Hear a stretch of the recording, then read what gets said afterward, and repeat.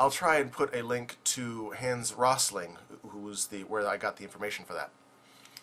As quality of life increases, individuals tend to opt for enjoyment of life rather than procreation and progeneration. Even with the population issue completely disproved, many politicians still use that argument and suggest that natural resources would be overly strained by longer lifespans. This seems to be a convenient method for over-regulation and control of resources. Imagine politicians actually concerned about the strain of natural resources. Think about that for a minute. Another issue the government seems to have with extending lifespan is Social Security. They try to scare us by pointing out how fragile Social Security is, and that if people lived longer, the government would no longer be able to support our expanding senior community, and our elderly would be forced out of their homes and into the streets. Wow. They would have you believe that by helping people live longer, healthier, more productive lives, that they would become more of a detriment to society. The idea behind life extension is to live longer, more robust life, putting off for many years the ill effects of aging. This will allow people to lead longer and more productive lives and not be dependent on programs such as Social Security. Probably most telling, as well as the most insidious groups trying to install fear of life extension technologies, are the pharmaceutical companies and their lobbyists. The sector that spends the most money on lobbyists by far is the pharmaceutical sector.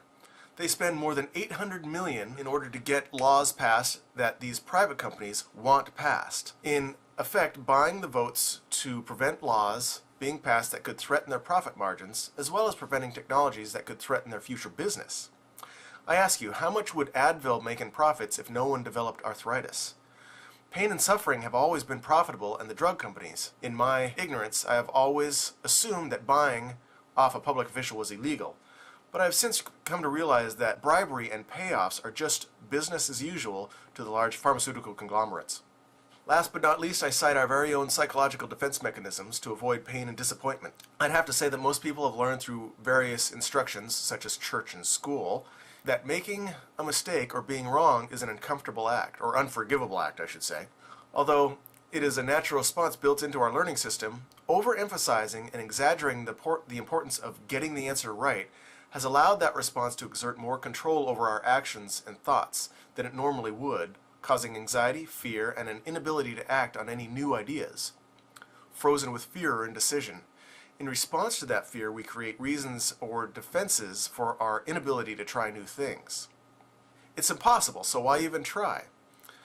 I know of and have read about many people that have expressed this attitude at one time or another. This is usually regarding subjects that are thought to be vastly complicated or not humanly possible. This postmodern defeatist view is repeatedly disproved by scientific progress, but our current psychology and systems of peer groups serves to continuously enforce and support our fears and uncertainty. Another frustrating misconception most people have regarding life extension is that the older you get, the more decrepit and feeble you become. The whole purpose of life extension is to prevent physical age and decrepitude from occurring in the first place. So a concern, like not being able to afford retirement, would never become an issue.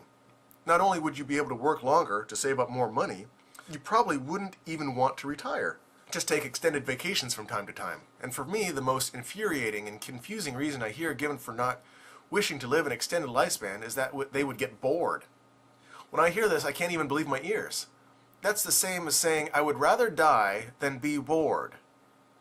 What? Really?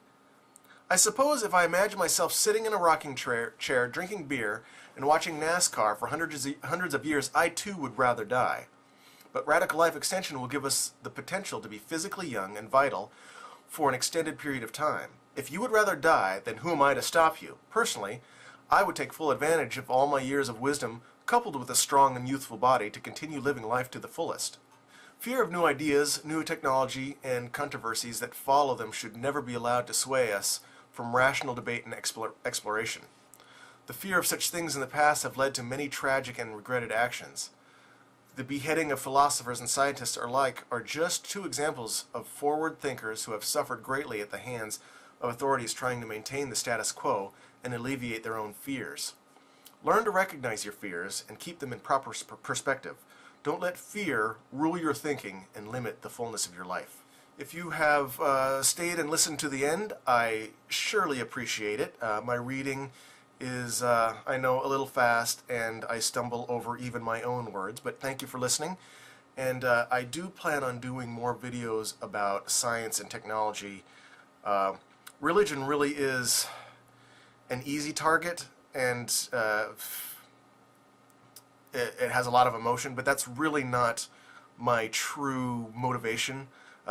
I'm more into gene doping, genetic alteration, future technologies, and things like that. So hopefully I will have the testicles to do more videos about that, but there is so much information, and I feel very inadequate about stating opinions and things like that for science that I guess I'm just going to have to bite the bullet and do it. But thanks for listening.